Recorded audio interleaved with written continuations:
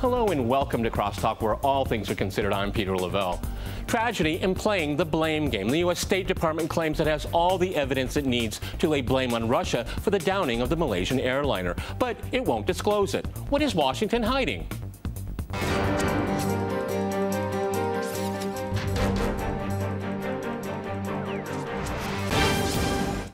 To crosstalk the downing of flight MH17, I'm joined by my guest, Vladimir Suchan in Cleveland. He is a professor and former Czechoslovak diplomat. In New York, we have Eric Draitser. He is a geopolitical analyst and founder of StopImperialism.org. And here in Moscow, we cross to Eric Kraus. He is an independent political risk analyst. All right, gentlemen, crosstalk rules. In effect, that means you can jump in anytime you want. Vladimir, if I can go to you in Cleveland first. John Kerry has a mountain of evidence, he claims, that Russia is directly involved with the downing of this jet in Ukraine, killing 298 civilians. What do you make of his case? Because he reminds everyone he was a prosecutor one time. How well would he do in court? I think very badly, but in the court of the corporate Western media, he's doing just fine because he knows exactly how to reduce a message to something very simple, if not stupid, and to appeal to the emotional, irrational side of the people, turning the tragedy into a game where he and the West and the White House are trying to whip out outrage, disgust, horror, panic, hate for Russia, and all these things. And if there is some evidence or arguments, these are just stated without actually being delivered. And I too noticed the strange use of the word mountain of evidence, or he also said an enormous amount of evidence, and there is basically none. Interestingly enough, he also repeated or used as would be evidence the so-called leaked tapes by the Kiev regime.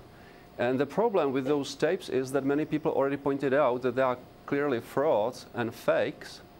At the same time, if one even looks into the content of these supposed conversations that were leaked, they are mutually contradictory, inconsistent. The first one pointed or argued that the supposed book battery was based somewhere in Debaltsevo. The second tape put the battery in Donetsk, and then the video with the battery with one missile missing was supposedly in Snezhnoye. And now we know that that battery, which also Kerry used as a would be clear proof of the guilt of the people in Donbass, or even putting himself personally, was actually a Ukrainian battery of book missiles. Okay, we'll talk about the Ukrainian side of this in a second here. Okay, Eric in New York, if I can go to you. Listening to the U.S. State Department, it looks like they're using social media as their primary evidence. No photographs, no reconnaissance, no physical evidence. They haven't showed anything to the public yet, but they're so adamant, they're so convinced that they're right. But social media, I mean, this is getting down to Twitter? Well, absolutely right. And of course, those of us who have been following for the last 3, 4, 5 years, really since social media's explosion onto the mainstream scene, we know that social media is very much under the control of U.S. and Western intelligence, not the least of which we remember what happened in Libya, all of the fake Twitter accounts, all of the fake supposed eyewitness accounts of the alleged strafing of civilians by Gaddafi. We've seen the same with regard to Syria, multiple so-called Twitterers and bloggers, Syrian Danny and others who have been exposed as frauds as well. So it really strains credulity that we would be making a case, or rather the United States establishment would be making a case on such an issue of vital importance from something like social media. But I would also return to the fact that it is not strictly social media. You know, on my subway ride over here to the studio, I happened to catch the cover page, the cover story of the New York Post, one of our local rags here in New York City. And the headline read, "Hey Vlad, why did you kill my son?" Yeah. And it has a picture of some, a father of one of the civilians killed on the plane. Now, think about exactly how that relates to the statements coming out of the State Department and out of the U.S. government. It's really, I think, quite clear that the U.S. media, both mainstream media as well as what we see on social media, is really an appendage of the U.S.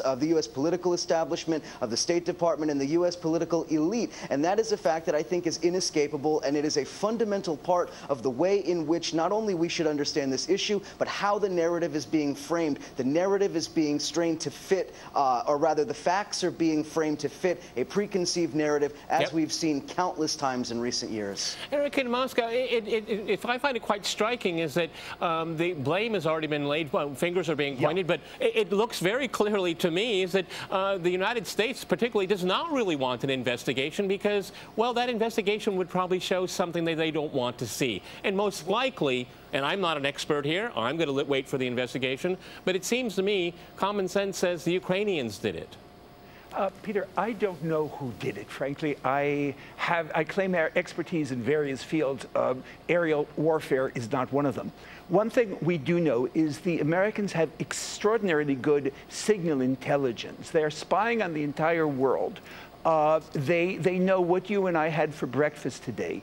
It defies belief to imagine that they did not have spy satellites over the place where the events occurred, that they did not have over-the-horizon radar watching what was going on. They clearly do have in their possession hard evidence for what brought down the plane. Now, what they're saying, what Mr. Kerry seemed to be saying was, oh, we have excellent evidence, much better than the Russians, but he won't say what it is. If they have this evidence, and it was in their favor, I would imagine it would be all over the pages of the New York Post right now. Oddly, it's just, believe me, we have a mountain of evidence. Well, they had a mountain of evidence on the Iraqi WMD, too. They'd made it up.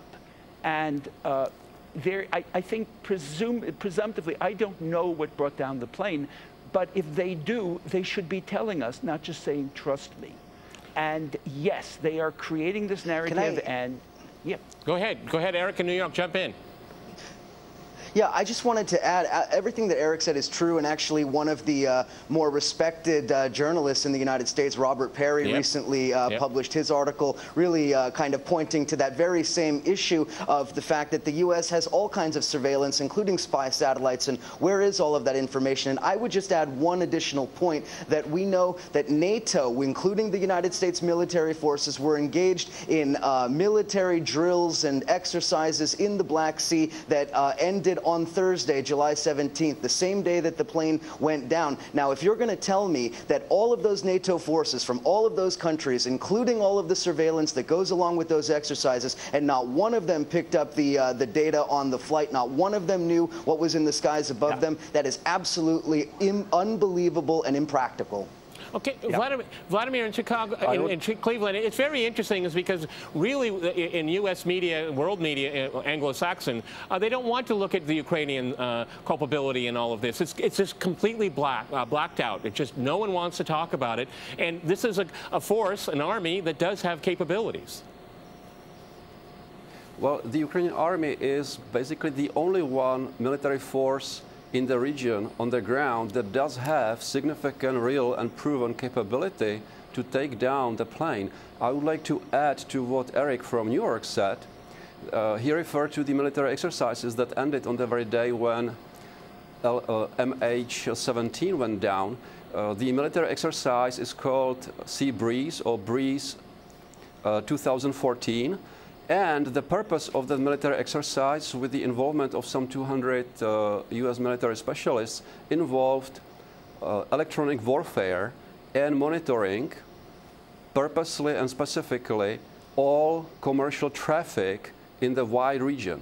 In this respect, the only most significant hardcore evidence which we received is at this moment from the briefing by the Russian High Command or the Russian Ministry of Defense from July 21st.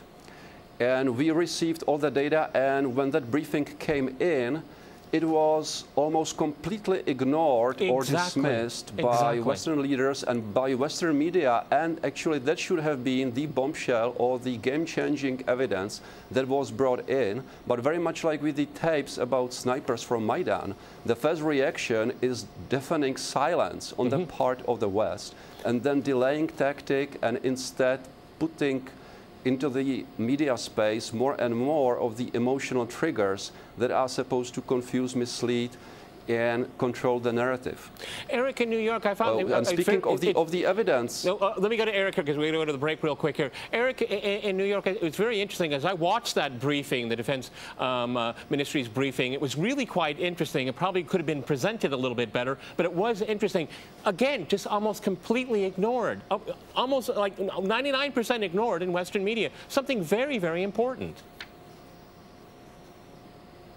Absolutely, and if you look at the statements from the State Department, what they said for their reasoning when they were pressed, I believe it was AP's Matthew Lee, one of the only reporters in Washington who's asking any real questions. I believe he pressed the State Department spokesperson to explain why, when Russia had presented all of their evidence and laid it out on the table, why the United States was unwilling to do so. And I believe the answer, and I suppose I'm paraphrasing a little bit, was that there is, quote, no equivalence between Russian surveillance and intelligence and U.S. surveillance and intelligence, whatever exactly that's supposed to mean. And truly, I don't really know what exactly that's supposed to mean. And so again, what we have here is that evidence, data, hard evidence, facts are being presented against rhetoric. And it's the same thing that we saw in Syria with the chemical weapons attack. The United States was on the verge of bombing Syria over a pack of lies and over a pack of rhetorical statements. This cannot be allowed to stand. This is what has to be challenged. This is what I'm challenging, what many of us are challenging. It is the narrative that they're constructing that has to be debunked and exploded. Eric, real quick in Moscow before we go to the break. 20 seconds. We are living in a virtual reality. There is synchrony in most of the Western press. I looked at the front page of the Financial Times today, and I was amazed that people could talk about RT being propagandistic.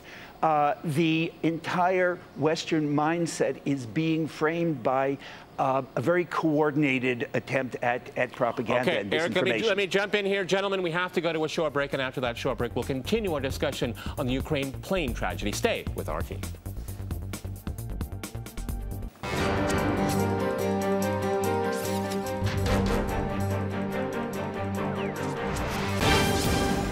Okay, I'd like to go back to Vladimir in Cleveland. Vladimir, I'm not a conspiracy theorist, and I never allow conspiracy theorists on my program. But if I look at the timing of this tragedy in Ukraine, the Poroshenko government was, in trouble with its latest offensive in the east. It was losing badly. Soldiers were being encircled. It was really bad news. And all of a sudden, we have this tragedy of killing civilians on this flight. And this puts Ukraine back on the front page. It competes with Gaza. A lot of sympathy, quote unquote, for the Kiev regime. I mean, this is good timing in a way for the coup regime that hasn't been achieving too many successes since February. Well, the regime did achieve significant successes because Ukrainian oligarchs created a coalition with declared fascists, and through the coup, these fascists took control over the armed forces and police of the Ukrainian state with the resources of 44 million people. And in the last 2 months, the Kiev regime was able to tighten its noose around the Donetsk and Lugansk People's Republics, and the latest news are that another 2 towns in the north of the Donetsk People's Republic are now occupied by the Kiev regime as of last night. The other thing besides that is that what we have currently, the timing was very suspicious and very convenient and very good news for the Kiev regime on the propaganda, PR, media level, and also at the political level, because the Kiev regime, the oligarchs and the fascists are now generating a good deal of goodwill and sympathies toward their cause, and it also allows them to cast people who rose against the junta, against the fascists, as terrorists, which was the line or the way in which the Kiev regime was casting them from the very beginning. And so now the Kiev regime tries to present itself as someone who Go ahead, we Eric. come into the question of the way this is being spun in media. You can take, this is the narrative, and you can take the same story and you can spin it 100 different ways. There are hundreds and hundreds of people, perhaps thousands, who have been killed in bombing raids. And the point is that if the plane was brought down by the Ukrainian resistance, by the rebels, they were trying to protect themselves from aerial bombardment by the Kyiv regime.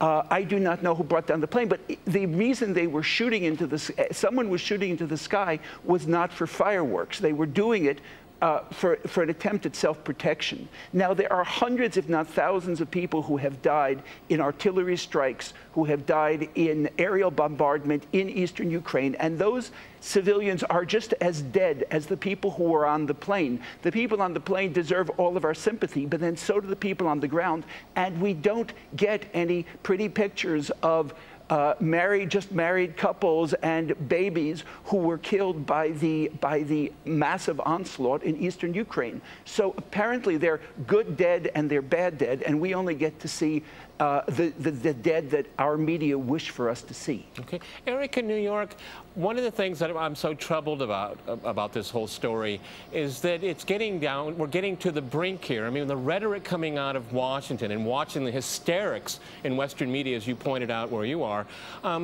what's the next step? I mean, war? Because one thing that seems to me is it's very misunderstood is that they think they can intimidate Vladimir Putin in Russia to back down. That's not going to happen here. And this is what makes it so very dangerous. And I worry when I listen to Western media, the drumbeat to war, we all remember it in 2003, it's happening again. Absolutely, and it's happening in a far more dangerous situation, in a far more dangerous equation, of course. I mean, it's self-evident why it's so dangerous. And I would return to your question of what next and sort of place this MH17 incident into a broader narrative that is being spun, and that is the narrative of Russian aggression and how this is going to translate. It'll translate in a number of ways. One of the ways that it's happened, and I recently wrote a column about this, that the United States and certain factions within the political establishment in the United States are trying to legislate anti-Russian sentiments, are trying to legislate through the Congress various ways that the United States is going to be able to aggressively posture in a belligerent fashion against Russia. The so-called Russian Aggression Prevention Act of 2014, sponsored by Senator Bob Corker and co-sponsored by John McCain and a slew of other neocons.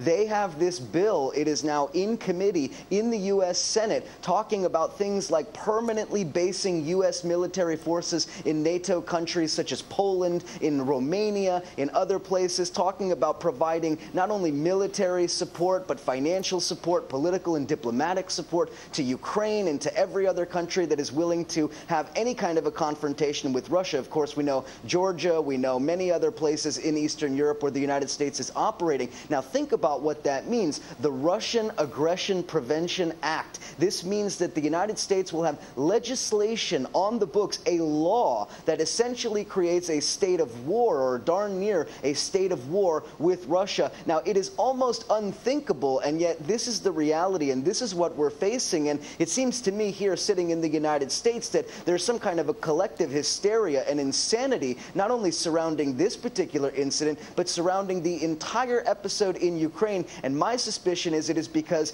the regime change operation from the very beginning, it never went as smoothly as the United States wanted it to. The United States has stumbled and bumbled its way since February 21st through this entire episode, and now they're trying to make up for it. Yeah, Vladimir in Cleveland, it's a very interesting theory, trying to make up for it, because the myth of Russian expansionism, the myth of Russian aggression, it's all a myth, but you'll never find that in Western media, ever. We are dealing here with a very good, effective mechanism of projection used by the White House and by the media, because we have reached a point now where so-called NATO expansion is becoming more and more like NATO aggression or aggressive expansion to the gates of Moscow itself. And the bill which Eric mentioned, indeed, that's a serious stuff. Russian Aggression Prevention Act is basically legislating a state of war with Russia, and now the tragedy with MH17 is trying to sell this very idea as a new global product to all nations around the world, and especially to the Europeans. So it's a very serious fact, and right when the tragedy happened, the Kiev regime asked for several things: for direct presence of NATO troops in Ukraine. Then in the last few days, Poroshenko went on record saying that Ukraine would be applying for a status similar to the status of Israel or Japan with respect to NATO and the US, which would turn Ukraine into a significant ally of NATO, officially and for all practical purposes. So what we are now seeing is not just rhetoric and campaign. Yes, that's bad enough. What we see is actually an escalation, and very dangerous escalation of the war and the conflict with clearly anti-Russian direction, ambitions, and goals. Okay, Eric in Moscow, I can tell you want to jump in. Go ahead. Yeah, I don't think we need to get hysterical about this. The war used to be carried out with fighter planes and tanks. It no longer is, for the very simple reason that the war would last about 15 minutes. There is not going to be a ground war between Russia and NATO. There is a lot of political posturing. A lot of the things which are included in this legislation are already stuff they're already doing, or they're trying to do, and which they cannot do without Europe coming along. And Europe does not need an escalation of hostilities, at least the senior European countries. I think what is much more significant here are the financial measures which are being contemplated, certainly which have been enacted by the Americans. And you'll notice that the European Union today did precisely nothing on the sanctions front. The entire thing was a damn squib. Maybe they're trying to pressure the French to not sell the second Mistral cruiser, and the French are resisting. This is basically, they're looking for a fig leaf to please their masters in Washington, and the fig leaf is going to be pretty small. Now, what is very significant is I have just done a major Russian banking conference in St. Petersburg, and we had quite a few Chinese speakers. Most of the Chinese banks were involved. And in a way, the current crisis is a challenge, it is a threat to Russia, but it is also a fantastic opportunity. Because if Russia wants to have an independent foreign policy, and to protect its own interest, it must render itself independent of the threat of economic blackmail from countries in the dollar bloc. And talking about isolating Russia is laughable. Okay, Russia shares we're almost out of time here, Eric. I have to go to Eric in New York. Eric, I agree with your last comment, is that, you know, the U.S. State Department, particularly Victoria Nuland, has stumbled all the way through this crisis. What's going to stop them from stumbling?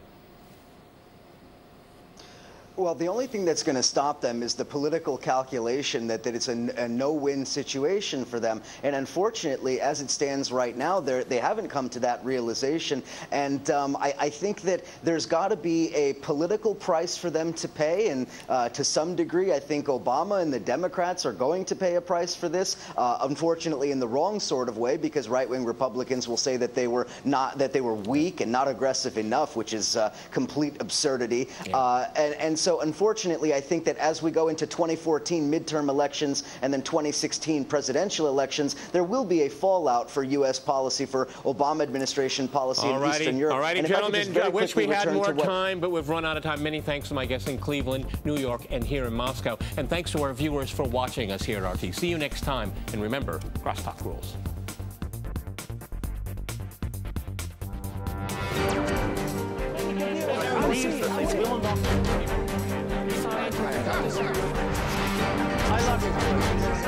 I love you.